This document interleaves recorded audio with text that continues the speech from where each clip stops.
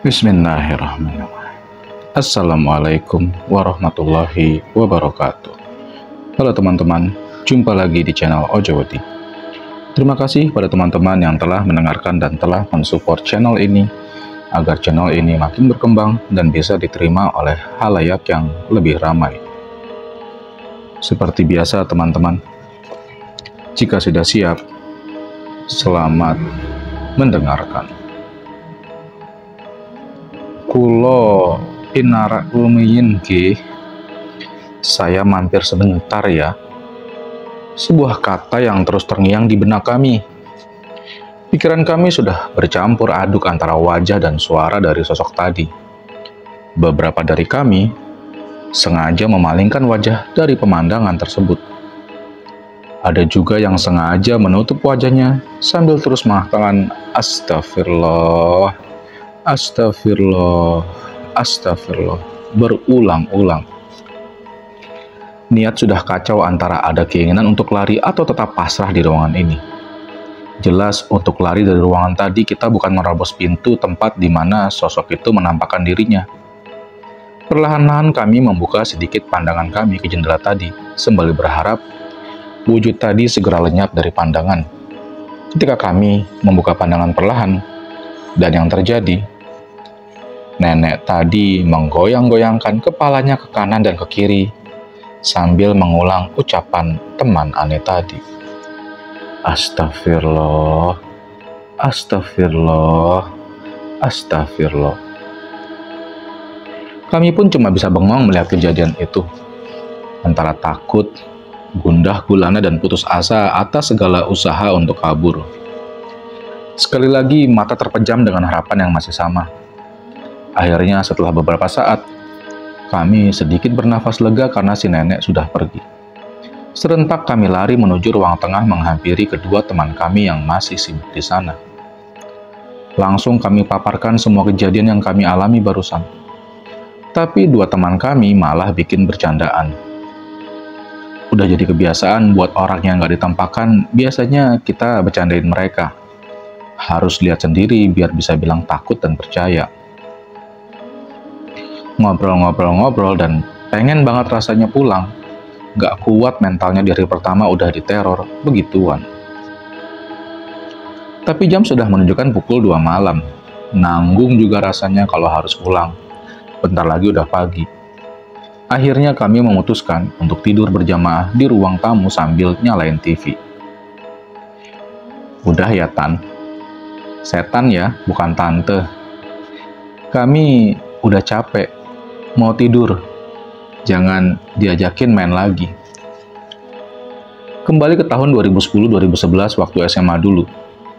Aneh pernah beberapa kali ikutan acara naik gunung bareng beberapa teman SMA. Dulu naik gunung belum jadi aktivitas mainstream kayak sekarang. Tujuan kami waktu itu adalah Gunung Merbabu, yang masih kategori aman buat pemula. Waktu itu, cuaca memang sedang musim hujan. Sepanjang perjalanan kami selalu ditemani selimutan kabut yang perlahan muncul dari balik pepohonan. Segala pertanyaan yang sudah terangkum di kepala Aneh, dari segala artikel yang sudah Aneh baca tentang tempat angker yang ada di Gunung Merbabu. Waktu itu Aneh belum pernah ngalamin hal supernatural apapun. Ada mitos tentang kalau mau lihat hantu ya di gunung lah tempatnya. Cerita ini yang membuat Aneh tertantang buat mulai pendakian di malam hari.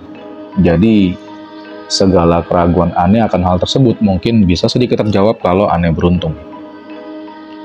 Sepanjang jalan pendakian, Aneh selalu mainin senter ke arah pohon sambil nyari-nyari kalau ada yang aneh di hadapan mata Aneh. Nihil, padahal Aneh udah niat banget pengen lihat kayak begituan. Bahkan di pos pertama, yaitu di kuburan, Aneh pun juga nggak ngerasa ada yang aneh. Palingan juga mitos nih artikel. Pencarian terus berlanjut selama perjalanan kami.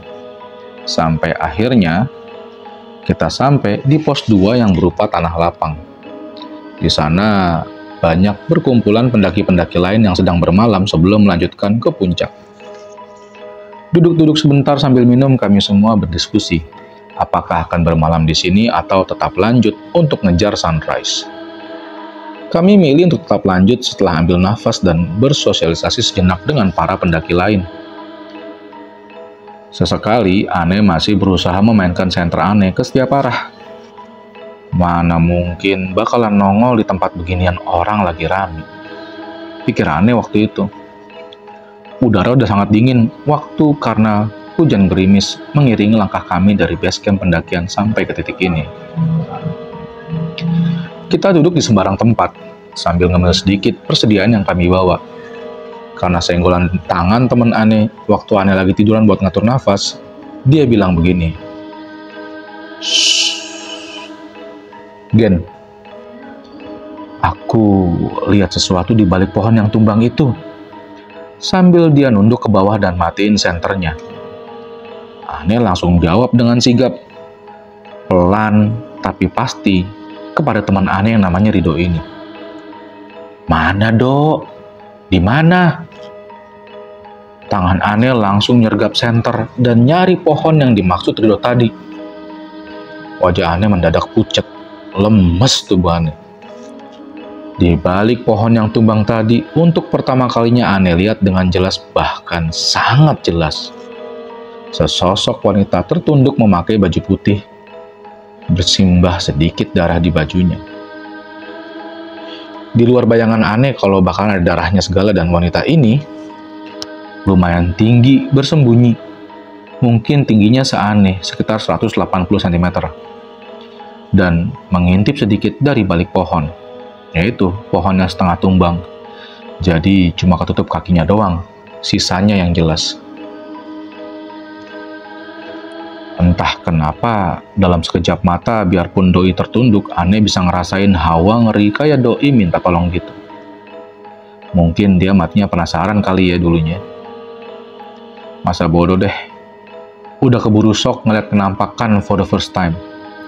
Ane geletakin senter Ane, dan untuk beberapa saat Ane cuma ngeliatin tanah sambil ngobrol sama teman Ane Rido.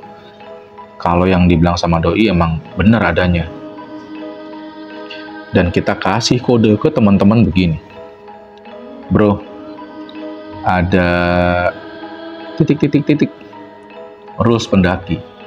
Sebenarnya kalau ente ngelihat sesuatu yang ganjil, nggak boleh ceritain sampai ente semua ngumpul di puncak atau sudah turun di base camp. Tapi berhubung pemula ya mending takutnya dibagi-bagi."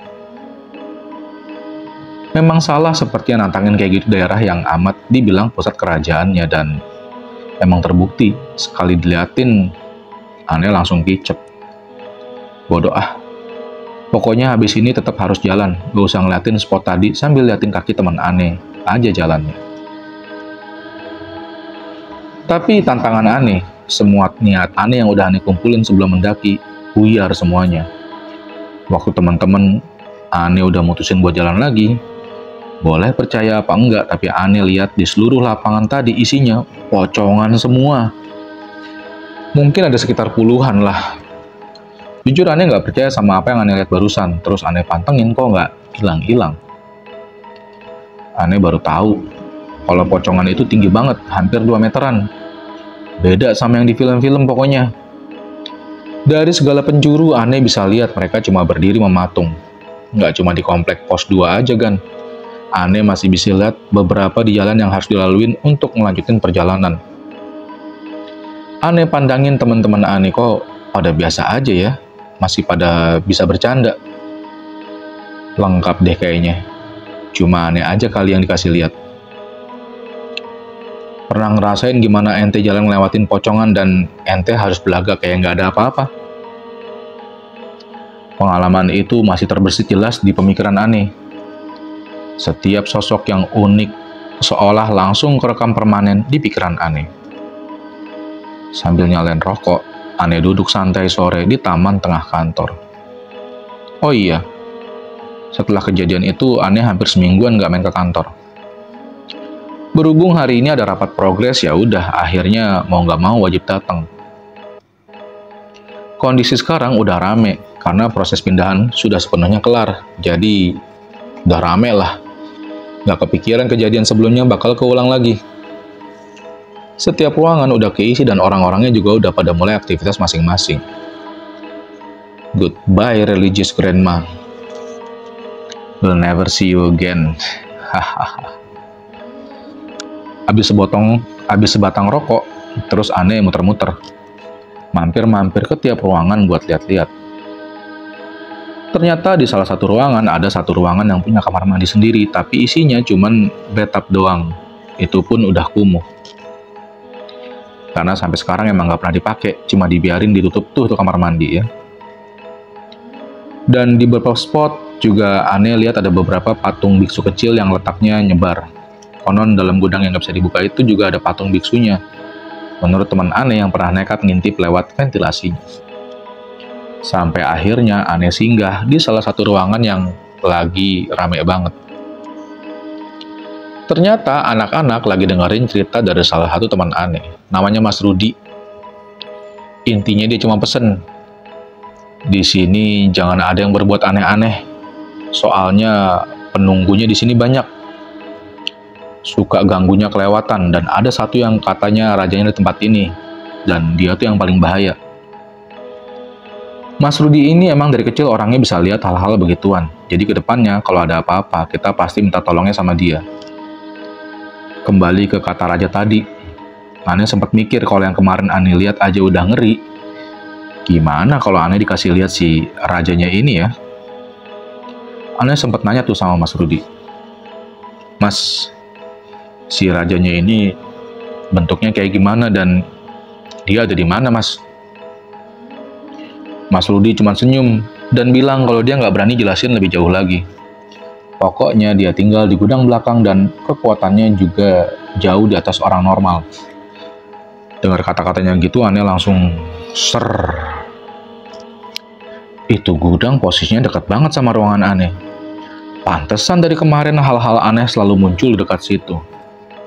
Ternyata ada rajanya. Hari demi hari berlalu.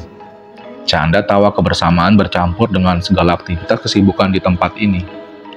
Sesaat, kami sedikit melupakan kejadian-kejadian janggal yang pernah terjadi tempo hari. Ya, siapa juga yang menyangka tempat yang dihuni puluhan orang, beraktivitas hampir 24 jam ternyata menyimpan sebuah rahasia misteri di baliknya. Mas Rudi, sesosok pria kurus yang taat beribadah tempo hari pernah berpetuah kepada sedikit dari kami untuk menjaga perilaku selama di tempat ini, karena konon kekuatan negatif di tempat Ane, di mana Ane lebih banyak menghabiskan waktu sehari-hari ini sangatlah mengganggu. Bahkan, ia juga sempat bilang bahwa penghuni di tempat ini tak segan berkontak fisik dengan kami. Beberapa dari kami mungkin berpikir, petua itu konyol. Mana mungkin makhluk halus bisa berkontak fisik dengan manusia? Mungkin ya, kalau setannya cuma zombie, Ane nggak takut. Tapi tahu sendiri setan Indonesia bentuknya kayak gimana kan? Tapi dasarnya ya namanya anak muda sih, masih terlalu semangat kerja. Apalagi di sekelilingnya bekerja dengan teman-teman yang nggak kalah serunya. Suara, umpatan, bahkan candaan yang kita singgungkan kepada penunggu di sini hampir setiap hari terlontar dari masing-masing individu. Cuma di tempat ini, makhluk halus waktu itu jadi bahan guyonan. Sampai pada akhirnya nanti diteror datang tak berkesudahan. Karena memang waktu itu mereka sudah absen untuk menampakkan diri. Mungkin mereka lelah pikir kami. Tapi sebenarnya mereka seperti sedang menghimpun kekuatan sendiri. Di suatu tengah malam, kalau nggak salah waktu itu sedang memperingati atau mendekati momen salah satu malam satu suro, Ane lupa sih ya. Orang Jawa pasti familiar. Aktivitas masih ramai seperti biasanya. Beberapa dari kami masih mengerjakan kerjaan masing-masing dan beberapa sedang berkumpul di lantai atas untuk bercerita sambil menghirup udara malam. Waktu itu Ane masih ingat banget.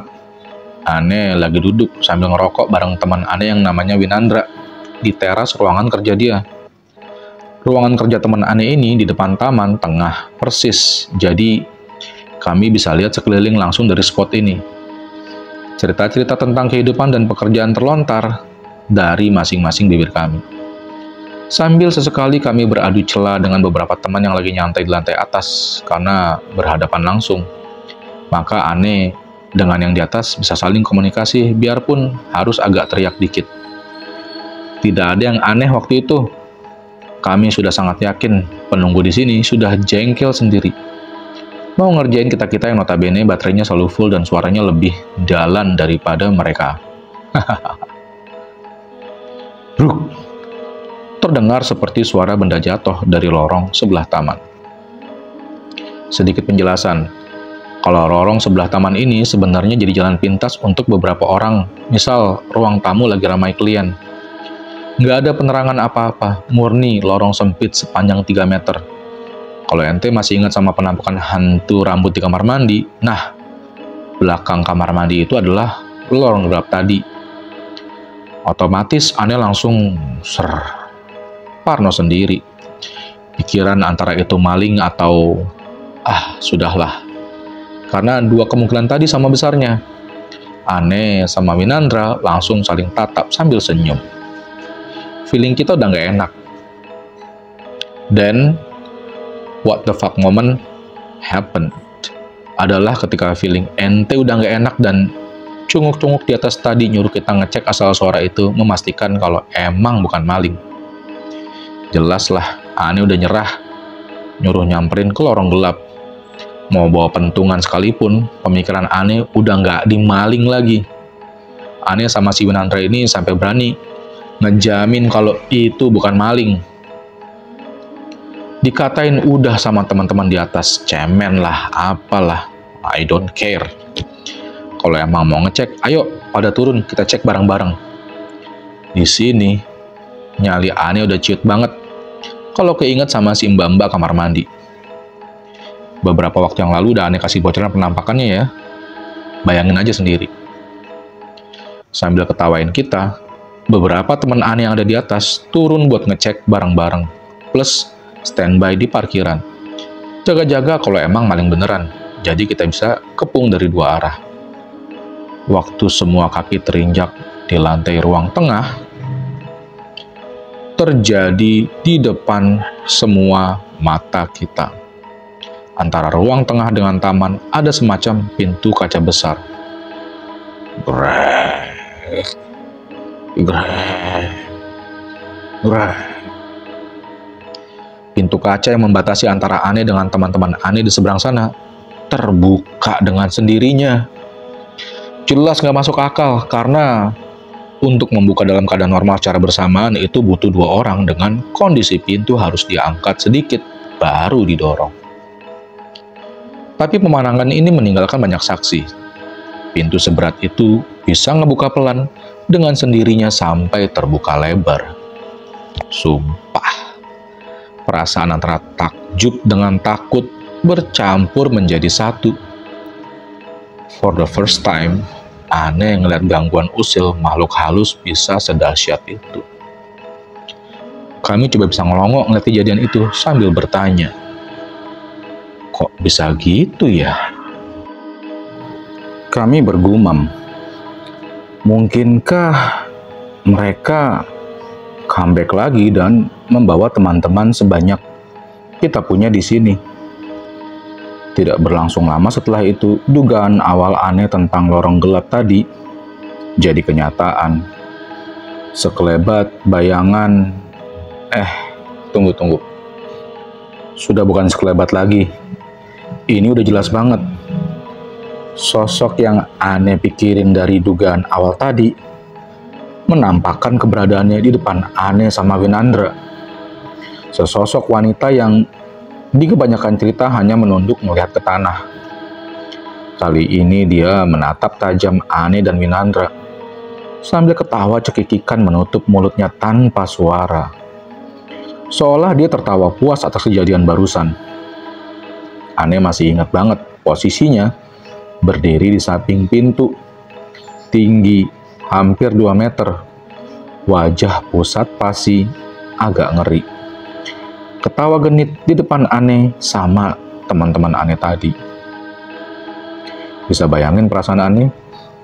2 kejadian janggal paling fenomenal terjadi secara bersamaan. Hampir beberapa menit Ane sama Winandra melongo karena shock, kaget sama gager, alias nggak bisa gerak. Dikasih lihat yang kayak begitu. Udah dikasih lihat yang diem aja fine, kita udah takut, tapi ini pakai diketawain. Seolah emang si mbak-mbak ini udah ada niat buat ngejahilin kita yang dari tadi berdua curhat di pinggir taman sambil sesekali mamoin dia. Itu baru dari sudut pandang dua orang yang lagi duduk di taman ya.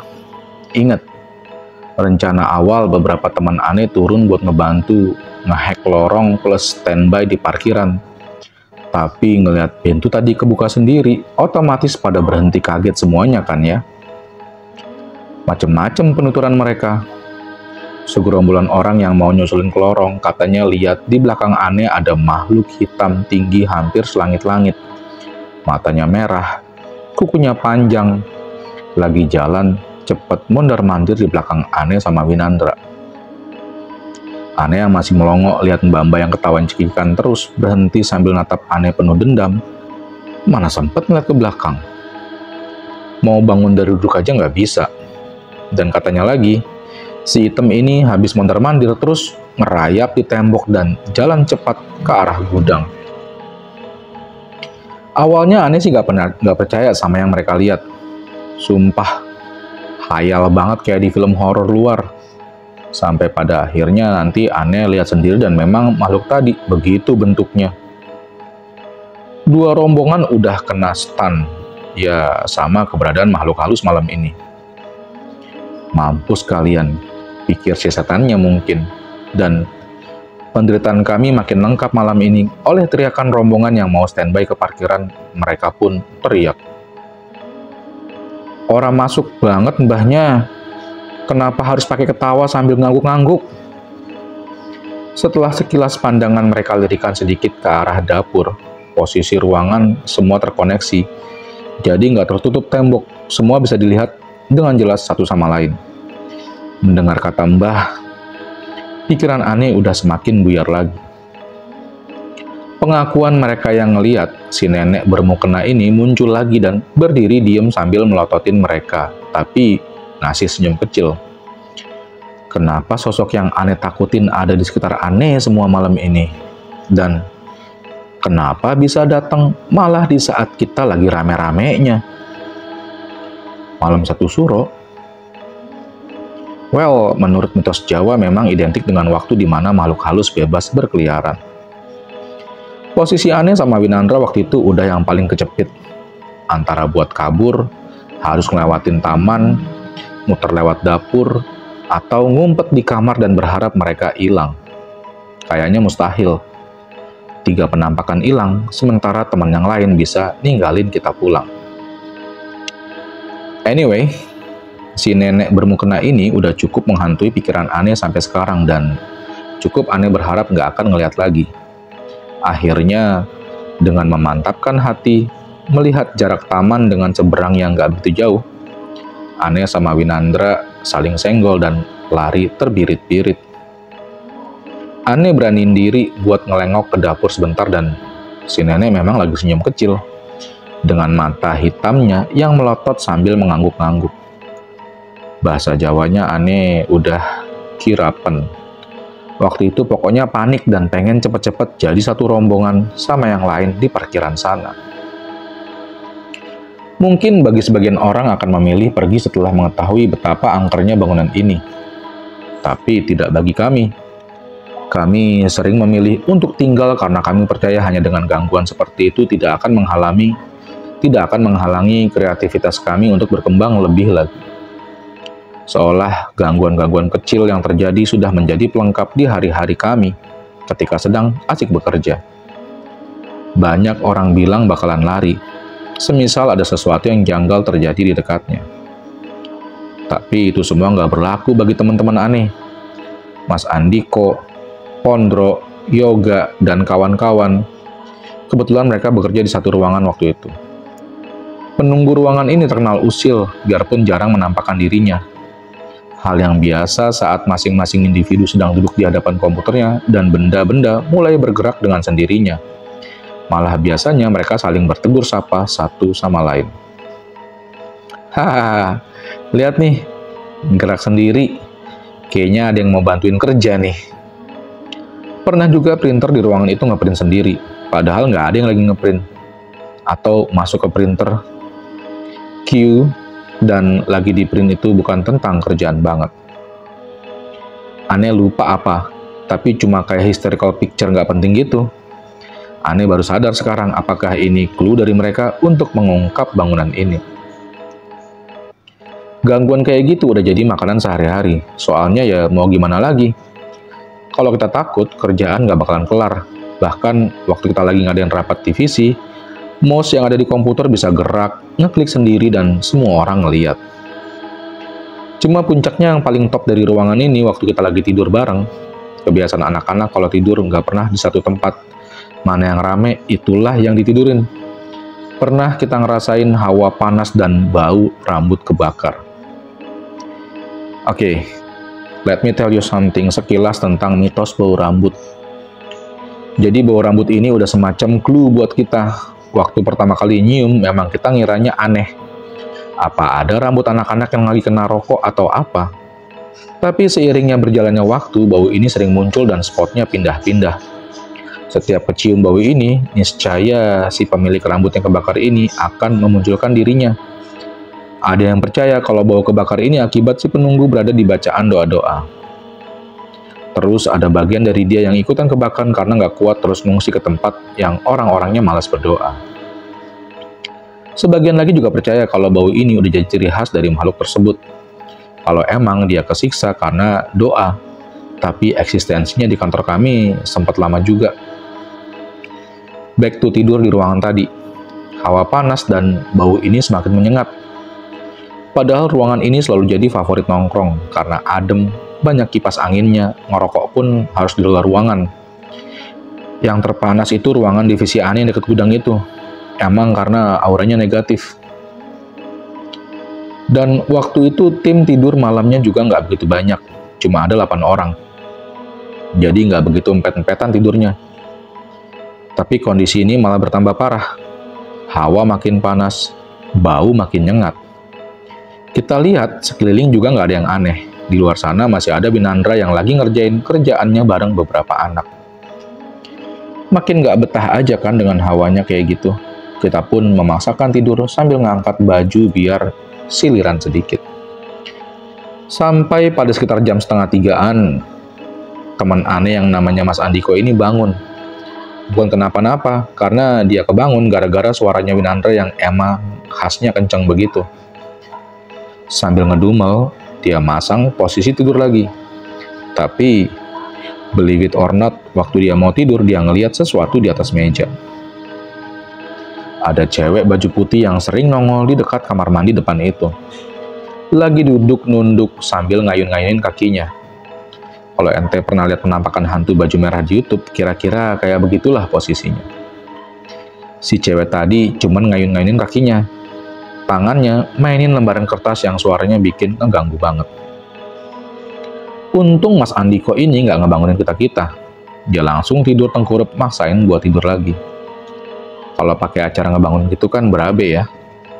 Aneh sendiri udah bisa hat-trick ngelihat si Mbak tadi. Oh iya, sedikit tambahan ngerespon komentar Kaskuser yang bilang mungkin si Mbak ini ngefans sama si punya TS. Ya benar mungkin dia suka, tapi bukan sama Aneh. Tapi salah satu teman Aneh. Ntar deh Aneh ceritain di lain part ya. Tapi intinya Aneh bersyukur banget malam itu nggak dikasih lihat. Itu otomatis nggak bisa tidur sampai pagi ya. Kebiasaan di kantor ini sebenarnya bagus, karena banyak orang udah bangun di pagi hari buat sholat subuh. Lupain penghuni di ruangan tadi yang masih bangunin baru 2 orang, yang lain pada molor semuanya. Beberapa yang sudah sholat biasanya udah nggak tidur lagi, nyantai internetan sambil nunggu pagi buat pergi sarapan atau berangkat kuliah. Mas Andiko yang kebetulan udah bangun, terus dia ngeloyor ke ruangan Mas Rudi buat cerita tentang pengalaman semalamnya.